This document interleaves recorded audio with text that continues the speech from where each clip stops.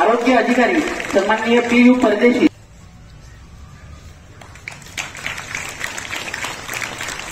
त्यानंतर भवानी बेटी,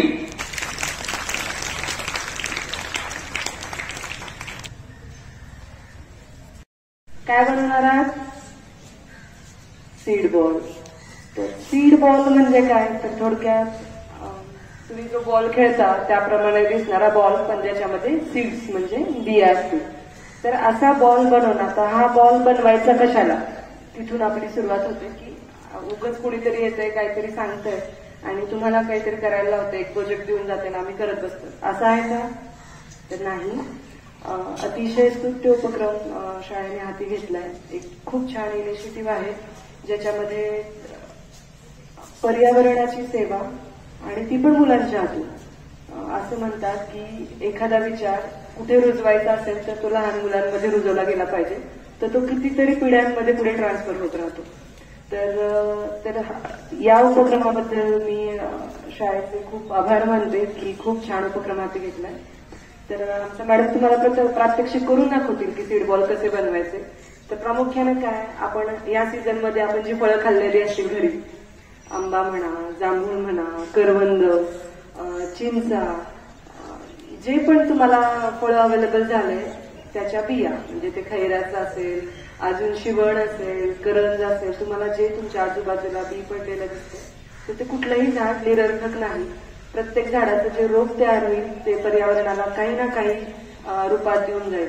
जसे की आपण ऑक्सिजन घेतोय तर आपण आपला ऑक्सिजन ह्या झाडांकडूनच घेतोय. कोरोनाचा कालावधी होऊन गेला तर सर्वांना झाडांची किंमत कळलेलीच आहे, वेगळ्यांना सांगायची गरज नाही की झाडं पर्यावरणाचा अविभाज्य भाग आहे. ते नसतील तर आपण पृथ्वी तलावर नसणार. त्यामुळे आपण याच्यासाठी काही ना काही नेहमी प्रयत्न करत राहिलो पाहिजे.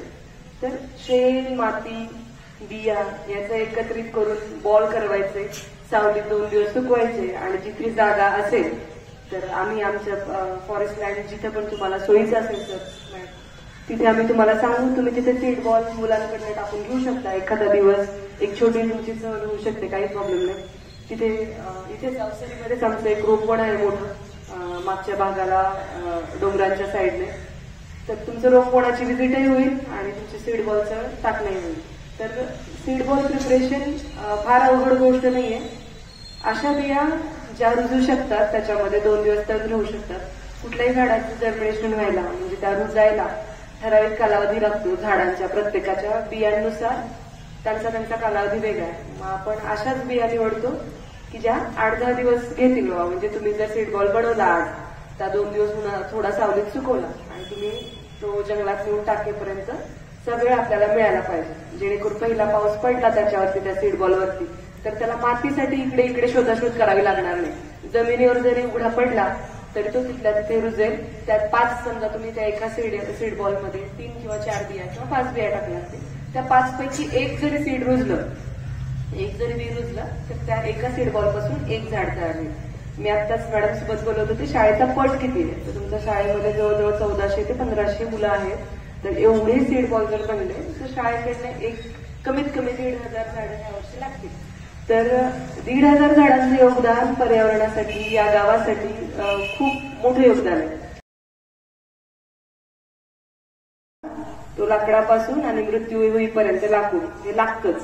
म्हणजे आपण जन्मल्यापासून आपल्या मृत्यूपर्यंतची सोय जर का आपल्याला आपल्या पुढच्या पुढची करायची असेल तर प्रत्येकानं आपल्यापुरती 5 झाडं तरी आयुष्यभरात लावली पाहिजेत, मोठी सावली देणारी, जी लाकडं देऊ शकतात. जन्मापासून मृत्यूपर्यंत म्हणजे जन्म झाला की पाळणा लागतो, पाळणा असतो लाकडाचा, आणि मृत्यू झाला की शरण लागतं आणि शरण असतं लाकडाचं.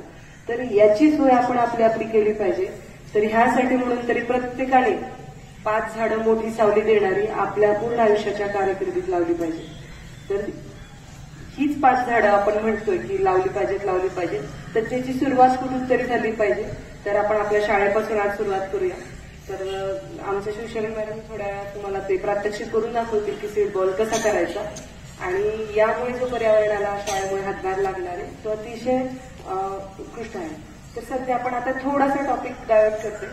चालू घडामोडींचे अपडेट्स जाणून घेण्यासाठी आपल्या डिजिटल न्यूज चॅनलला नक्कीच सबस्क्राईब करा, लाईक करा, शेअर करा आणि कमेंट देखील करा. आणि हो, बेल आयकॉनवर प्रेस करून नोटिफिकेशन्स अवश्य मिळवा.